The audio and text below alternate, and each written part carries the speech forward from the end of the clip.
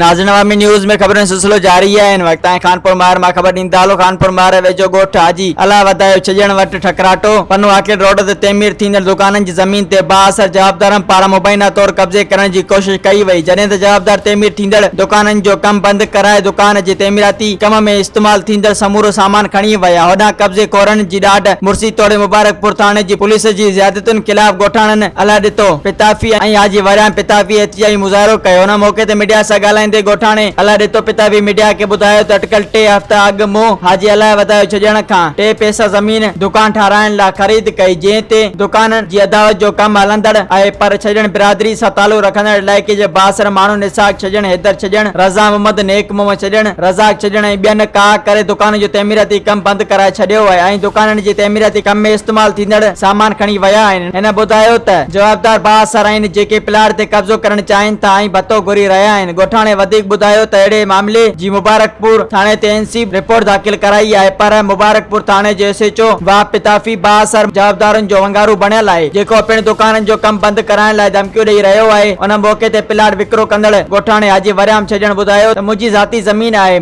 जंहिं मां 3 पैसा ज़मीन मूं हला ॾितो पिताफ़ी खे ॾिनी आहे, पर इलाइक़े जा बाअसर माण्हू मूंखे ज़मीन विकिरो करण नथा ॾियनि, जेका नाइंसाफ़ी आहे। मुतासिरनि DIG सखर, SSP सखर ऐं ॿियनि वस वारनि खां मुतालबो कयो त ज़मीन ते कब्ज़ो कंदड़नि बाअसर माण्हू खिलाफ़ कार्रवाई करे असां सां इंसाफ़ कयो वञे। मज़ीद खबरों और तफसीलात के लिए विजिट करें हमारी वेबसाइट www.awamiNewsHD.com।